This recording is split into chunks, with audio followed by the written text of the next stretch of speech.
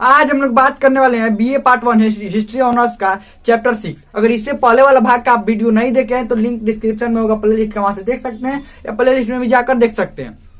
तो चलिए हम लोग शुरू करते हैं। तो ये बौद्ध धर्म के बारे में हम लोग पढ़ रहे थे और बौद्ध धर्म का थोड़ा सा अंतिम में थोड़ा सा बाकी था बौद्ध धर्म के बारे में हम लोग का पढ़ना। हम लोग क्या पढ़ लिए थे? महात्मा बुद्ध के बारे में पढ़ लिए थे। महात्मा बुद्ध का जन्म कहाँ हुआ था, उनका पिता क्या नाम था, माता क्या नाम था, पत्नी क्या नाम था, ये सब, उनका बेटा का क्या नाम था, ये सब पूरा बढ़िया से एकदम विस्तार से पढ़ लिए। और वो गृह त्याग किए थे, फिर श्रावस्ती गए थे, उसके बाद ये बिंबिसार के पास भी गए थे। ये सारे जगह हम लोगों ने बहुत जगह घूम घूम कर क्या कर रहे थे, वो उपदेश दे रहे थे। ये सब बहुत अच्छे से पढ़ लिए थे। अब देखिए इसमें हम लोग पढ़ेंगे, ये भी पढ़े थे हम लोग कि बौद्ध धर्म के त्रिरत्न। क्या पढ़े थे? बौद्ध धर्म के त्रिरत्न, बुद्ध, धम्म और संघ। बौद्ध धर्म के त्रिरत्न कौन थे? बुद्ध, धम्म और संघ। और ये भी हम लोग पढ़े थे कि महात्मा बुद्ध ने क्या कहा था कि संसार जो है, ये संसार में दुखों का कारण मुख्य रूप से इच्छाएं होती है। यानी कि जब हम इच्छा करते हैं, कोई भी चीज की इच्छा करते हैं तो वही दुखों का कारण होता है। मान लीजिए कुछ भी चीज हम लोग पाने की इच्छा करते हैं कि वो हमको मिल जाए, लेकिन जब नहीं मिलता है तो वो दुख होता है हमें। यानी इच्छा जो होता है वही दुखों का जड़ कौन सा है? इच्छा ही है। और इसके जो बौद्ध धर्म में, ये बौद्ध धर्म के ग्रंथ के बारे में अब हम लोग पढ़ेंगे। देखिए बौद्ध धर्म कैसे, तो कई ग्रंथ है जो मुख्य रूप से है वो त्रिपिटक को माना जाता है। क्या माना जाता है? त्रिपिटक। त्रिपिटक में कौन कौन आते हैं ध्यान समझिएगा। ये मुख्य रूप से क्या माना जाता है? त्रिपिटक। त्रिपिटक। अब त्रिपिटक में कौन कौन आते हैं ऐसे नोट्स बना लीजिएगा। त्रिपिटक में सूत पिटक, अभिधाम, ऐसे नोट्स बनाइएगा, ऐसे ही नोट्स बनाइएगा। सूत पिटक, अभिधाम और अभिधाम के बाद है विनय पिटक। अभिधाम के बाद कौन है? विनय पिटक, अभिधाम पिटक। अब देखिए इसमें क्या है, महात्मा बुद्ध के उपदेश लिखे हुए हैं। इसमें मुख्य रूप से महात्मा बुद्ध के क्या है? उपदेश है, यानी कि सूत पिटक में उपदेश है। और जो हम पढ़ते हैं कि ये अंगुत्तर निकाय में 16 महाजनपदों की सूची मिलती है, जो कि एक बौद्ध ग्रंथ है। ये अंगुत्तर निकाय यही सूत पिटक का हिस्सा है, ध्यान रखिए, इसी का हिस्सा है। अंगुत्तर निकाय पढ़ते हैं ना कि 16 महाजनपदों की सूची पढ़े भी है अभी।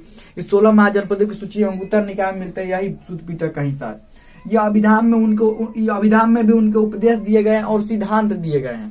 अभिधाम में उपदेश और सिद्धांत है। और विनय पिटक में सब नियम है, संघ के नियम है कि संघ कैसे चलेगा। देखिए कोई भी बड़ा संस्था चलाने के लिए एक नियम बनाना पड़ता है, या कुछ भी चलाने के, मान लीजिए देश भी चलाना हो तो नियम बनाना पड़ता है। ये या कुछ भी बड़ा चलाना होता है नियम। तो ये नियम जो बनाया गया था बौद्ध धर्म में, तो वो विनय पिटक के अंतर्गत सम्मिलित किया गया, इसमें सम्मिलित किया गया। इसी में सब बौद्ध संघ के नियम है कि बौद्ध संघ कैसे चलेगा, क्या होंगे, मतलब कौन मुख्य होंगे, इसका क्या नियम रहेगा, इस बौद्ध ये संघ में प्रवेश करना है तो क्या क्या चीजों का पालन करना होगा। ये सब किसमें है?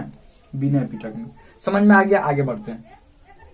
अब ये जो बौद्ध संगति, जो महात्मा बुद्ध की मृत्यु कब हुई थी? महात्मा बुद्ध की मृत्यु हो गई थी 483 ईसा पूर्व में। कब हुई थी? 483 ईसा पूर्व में। इनकी मृत्यु कुशीनगर में हुई थी, ध्यान रखिएगा, कुशीनगर। इनकी मृत्यु कहां पर हुई थी? 483 ईसा पूर्व में कुशीनगर में मृत्यु। उसके तुरंत बाद, मृत्यु के तुरंत बाद ही बौद्ध संगीति का आयोजन करवाया गया।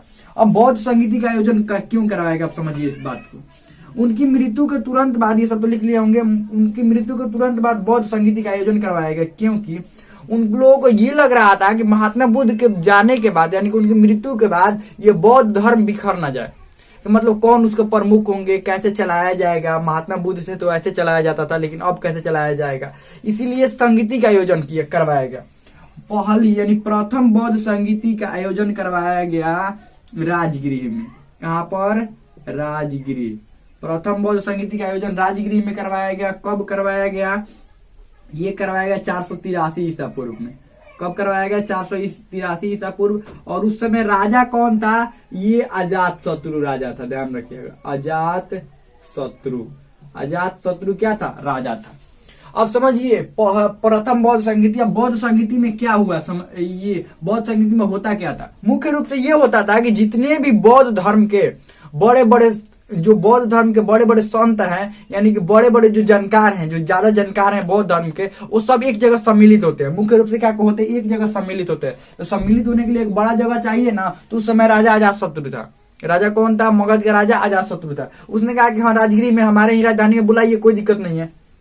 हमारे राजधानी में क्या करवाइए, बौद्ध संगीति का आयोजन करवाइए। तो प्रथम बौद्ध संगीति का इसी के शासनकाल में, ये राजा का नाम पूछा जाता है, समय पूछा जाता है, और और कहां पर करवाया गया ये बौद्ध संगीति, वहां का जगह का नाम पूछा जाता है। तो ये राजगीर में करवाया गया 483 ईसा पूर्व में, और राजा उस समय अजात शत्रु था।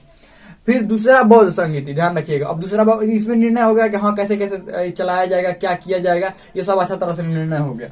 और दूसरा बौद्ध संगीति का आयोजन जो करवाया गया वो करवाया गया वैशाली में। कहां पर, वैशाली में। और कब करवाया गया, 383 ईसा पूर्व, ठीक 100 साल बाद 383 ईसा पूर्व में करवाया गया। उस समय राजा था कालाशोक, कालाशोक। इस समय भी यही किया गया, सब बड़े बड़े जितने भी इसके संत थे वो सभी लोग आए, सभी जो बौद्ध धर्म के बड़े बड़े संत थे वो आए, और ये अपने बातचीत किए कि ये कैसे बौद्ध धर्म, जो ये बौद्ध धर्म है कैसे चलाना चाहिए, संघ को कैसे चलाना चाहिए, क्या करना चाहिए, पूरा मीटिंग जुटाकर और ये सब का निर्णय करते थे। और कोई भी मतभेद होता था, आपसी कोई भी मतभेद हो तो उस मतभेद को भी सुलझा लेते थे। चलिए आगे बढ़ते हैं। तीसरा हुआ ये पाटलिपुत्र में, पाटलिपुत्र। ये सब राजधानी में ही होता था, ध्यान रखिएगा, ये सब राजधानी। तो ये हुआ था 250 ईसा पूर्व में, कहीं कहीं आपको 255 ईसा पूर्व में मिल जाएगा, ध्यान रखिएगा। 255 ईसा पूर्व में मिलता है कहीं कहीं, ध्यान रखिएगा। तो ये सम्राट अशोक के समय, यानी कि सम्राट अशोक के समय ये आयोजित करवाया गया तृतीय बौद्ध संगीति।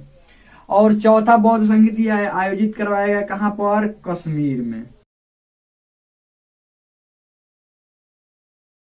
प्रथम शताब्दी में, प्रथम शताब्दी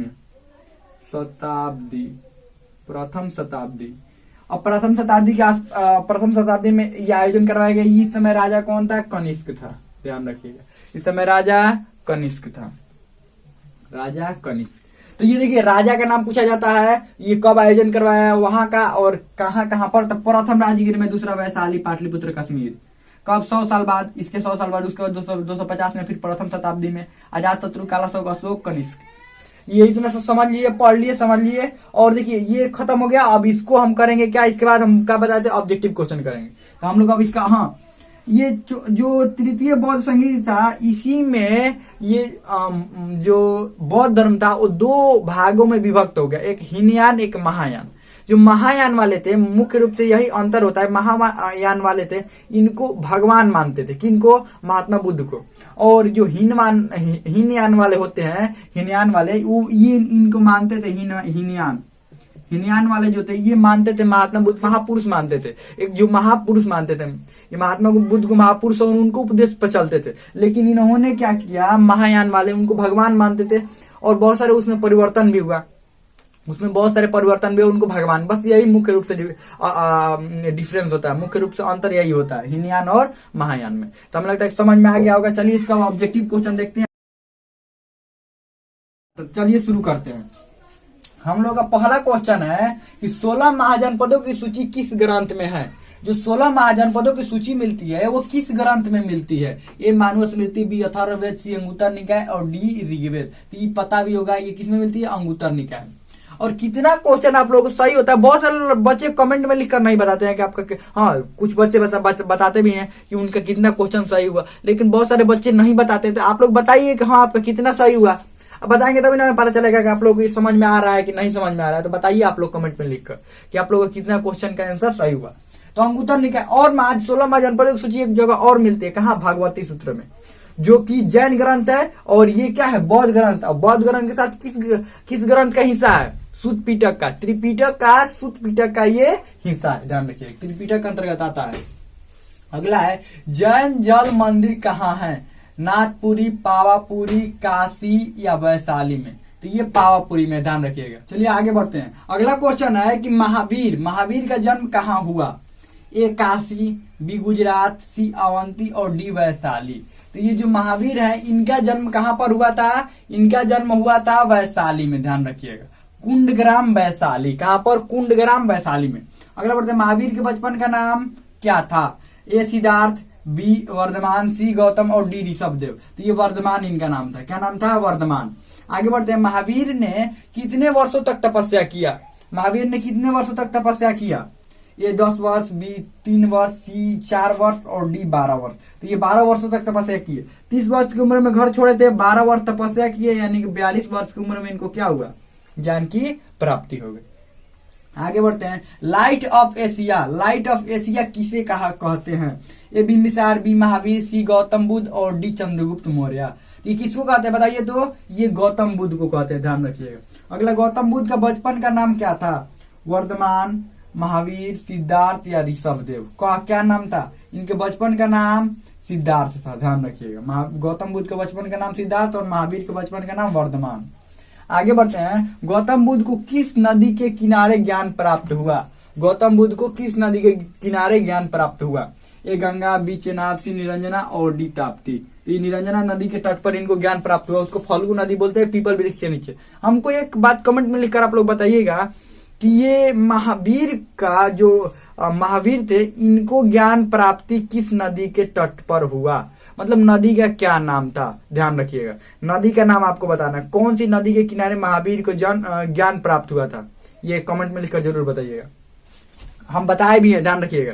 ये जब हम जैन धर्म पढ़ा रहे थे उस समय बताए भी थे। आगे बढ़ते हैं। गौतम बुद्ध ने अपना उपदेश किस भाषा में दिया? हिंदी, पाली, संस्कृत या अंग्रेजी? तो ये पाली भाषा। उस समय लोगों की भाषा क्या थी? पाली थी, ध्यान रखिएगा। लोग आपसी बातचीत करते थे पाली भाषा में। प्रथम बौद्ध संगीति का आयोजन कहाँ पर हुआ? ए पाटलिपुत्र, बी राजगिरी, सी वैशाली और डी कश्मीर। तो ये बताए भी थे। ये प्रथम जो बौद्ध संगीति का आयोजन राजगिरी में हुआ। तो हमें लगता है बहुत अच्छा समझ में आ गया होगा। इसमें आपको कोई भी डाउट हो, कोई भी क्वेश्चन हो तो कमेंट में पूछ सकते हैं। हमें लगता है समझ में आ गया होगा।